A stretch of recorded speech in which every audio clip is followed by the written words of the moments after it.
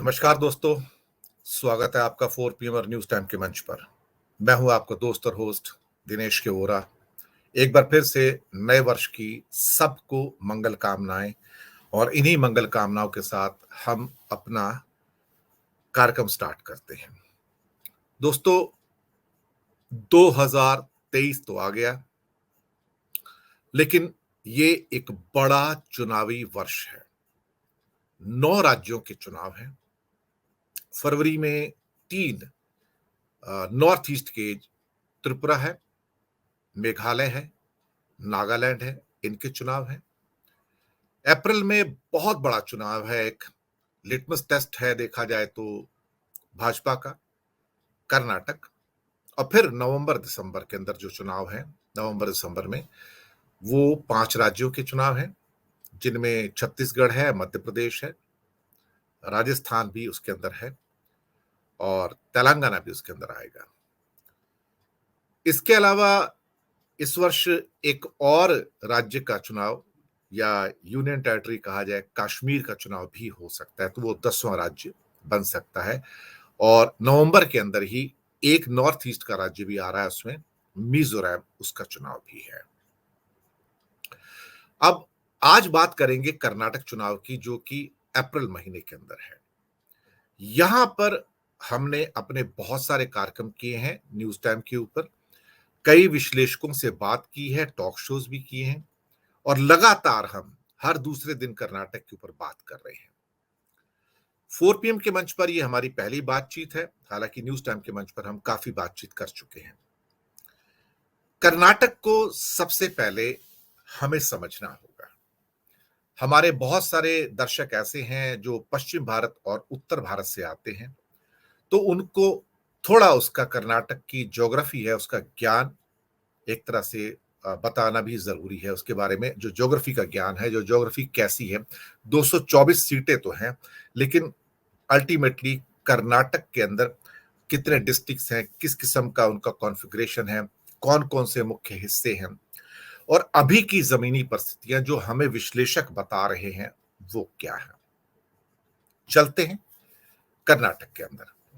कर्नाटक के चुनाव 2023 के, तो ये पहली जो हमारी चर्चा है 4 पीएम के ऊपर कर्नाटक चुनाव की, उस पर आपका स्वागत है। सबसे पहले आते हैं हम अपने विशेष रूप से इस मैप के अंदर।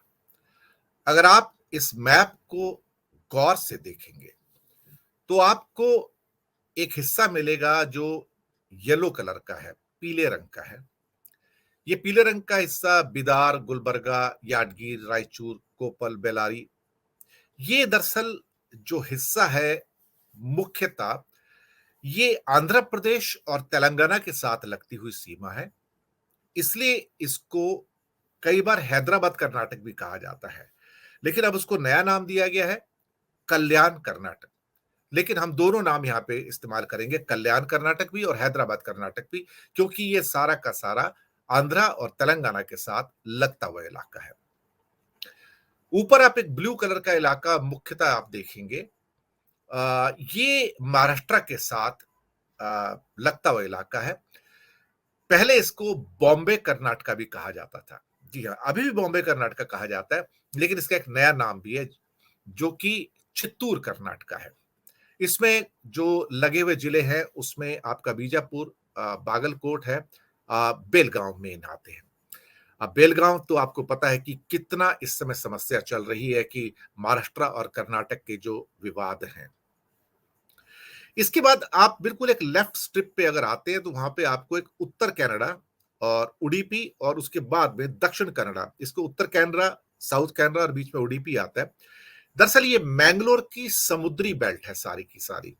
यहां पर हिंदू मुस्लिम काफी होता है और ये भारतीय जनता पार्टी का बड़ा गढ़ है, मैं आपको बताऊं।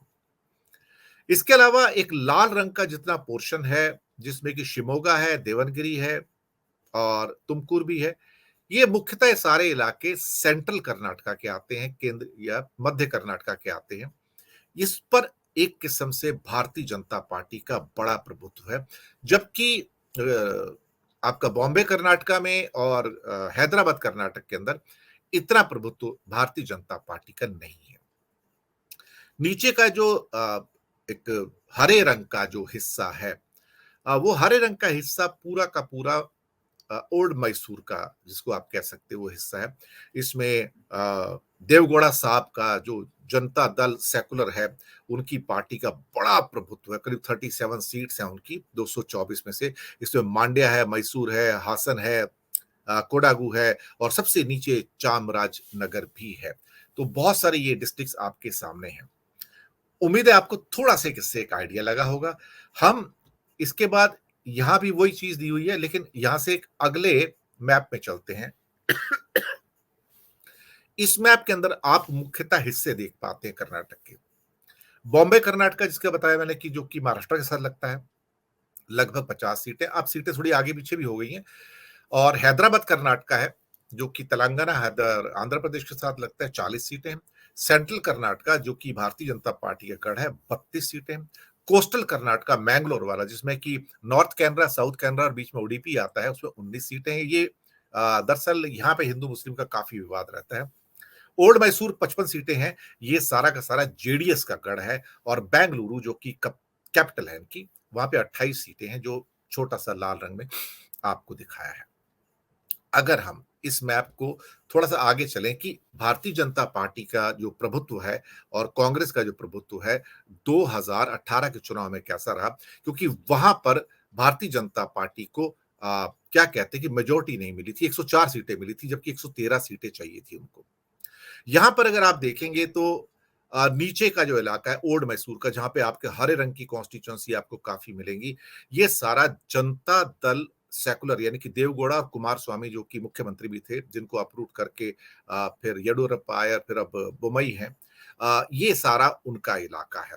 यहाँ पर मांड्या, जहाँ पर कि अभी अमित शाह की रैली थी, मांड्या में 7 सीटें हैं और जो मांड्या के साथ इसी जहाँ हरा रंग दिखाया गया लेफ्ट में बड़ा चंक है, इसमें मांड्या है, हासन है, चामराजनगर है और मैसूर है। यहाँ पे 4 ये जो डिस्ट्रिक्ट हैं, 4 जो बड़ी कॉन्स्टिट्यूएंसी हैं, यहाँ पर 29 सीटें हैं। 29 सीटों में अधिकतर सीटें जो हैं वो जेडीएस की हैं, सिर्फ 5 सीटें ऐसी थी जो भाजपा की थी।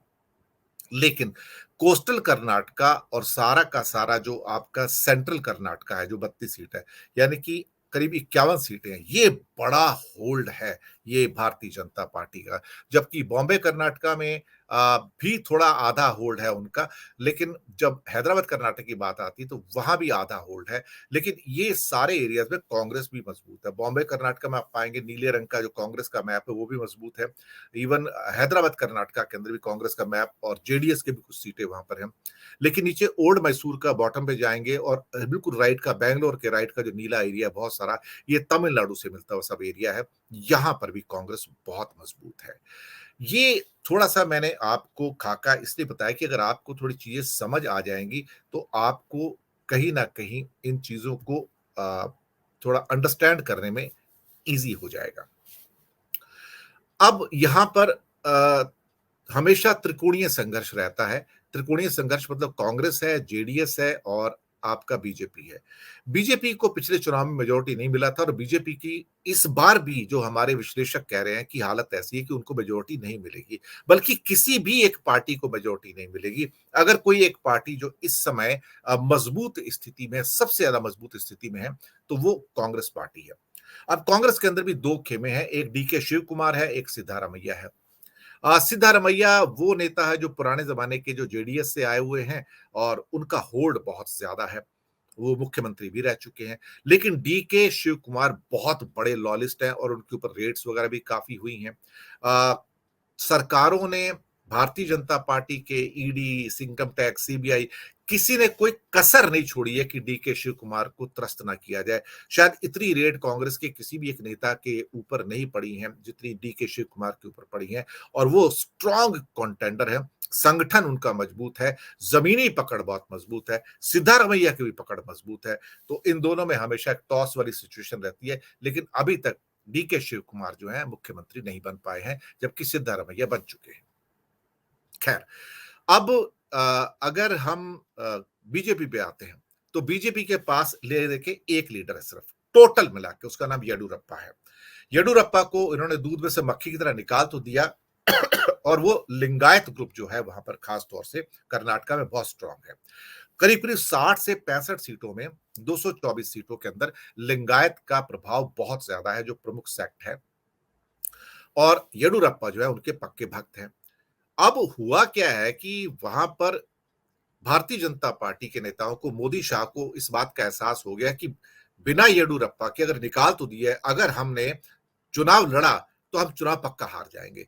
बिना येडुरप्पा के लिंगायत वोट नहीं आते हैं।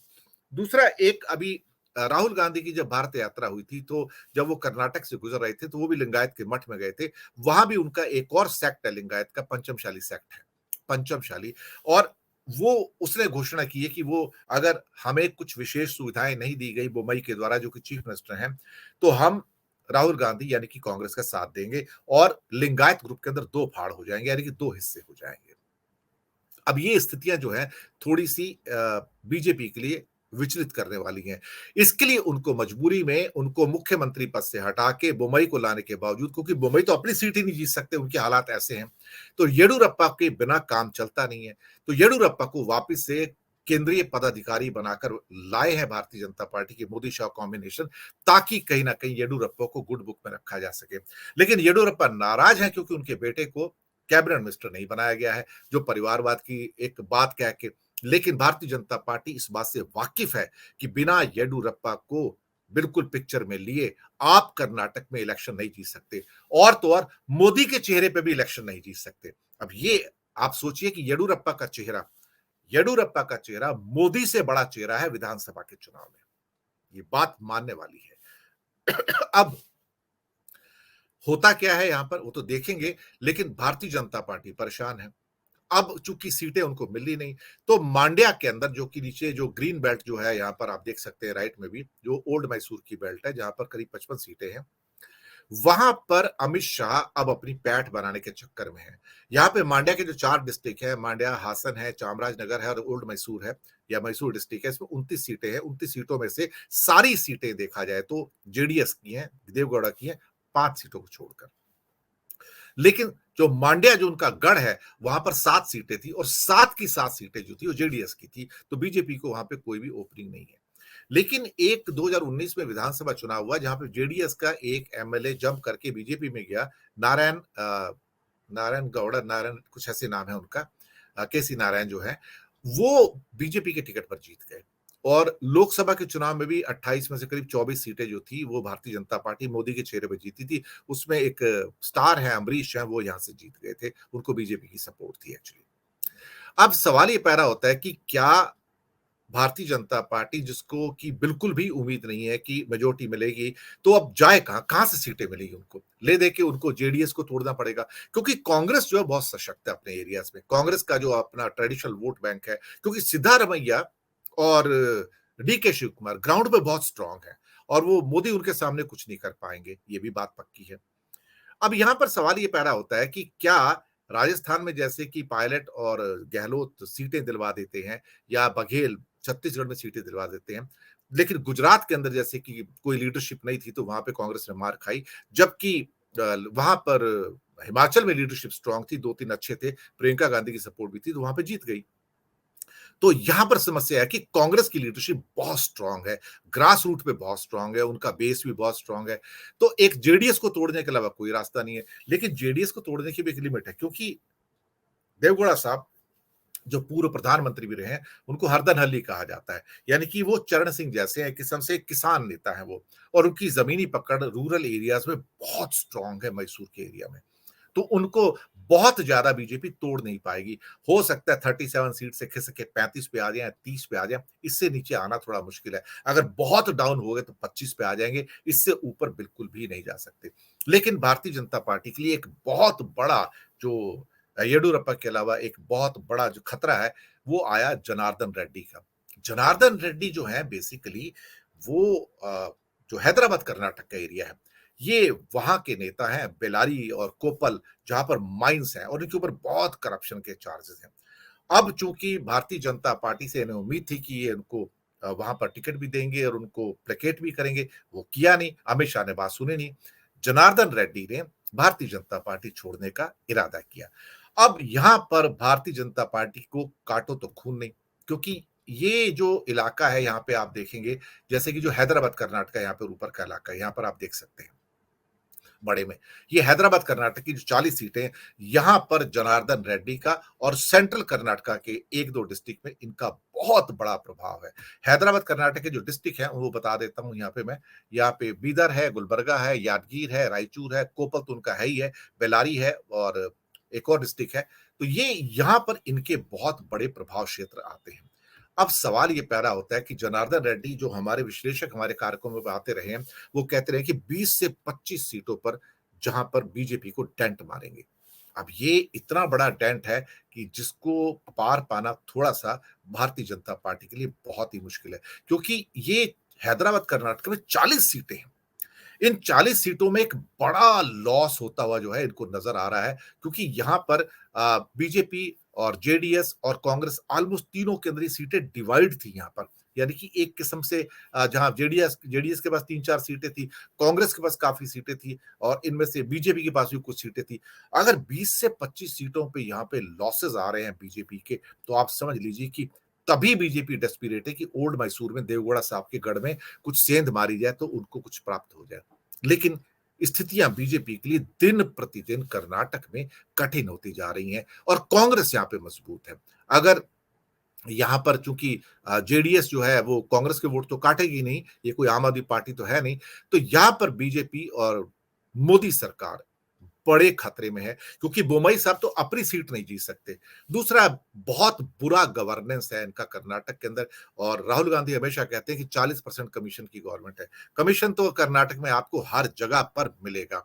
ऊपर से अब ये त्रिकोण मुकाबला जो है 4 कोण वाला हो गया है, क्योंकि जनार्दन रेड्डी ने अपनी पार्टी फ्लोट कर दी है। नाम अभी बनाया नहीं, क्या नाम रखेंगे पता नहीं। लेकिन 4 कोण वाला हो गया है और वो अपने जो 40 सीटें हैं उनकी, जो कल्याण कर्नाटक है, हैदराबाद कर्नाटक है, वहां पर अच्छा खासा डैमेज करेंगे।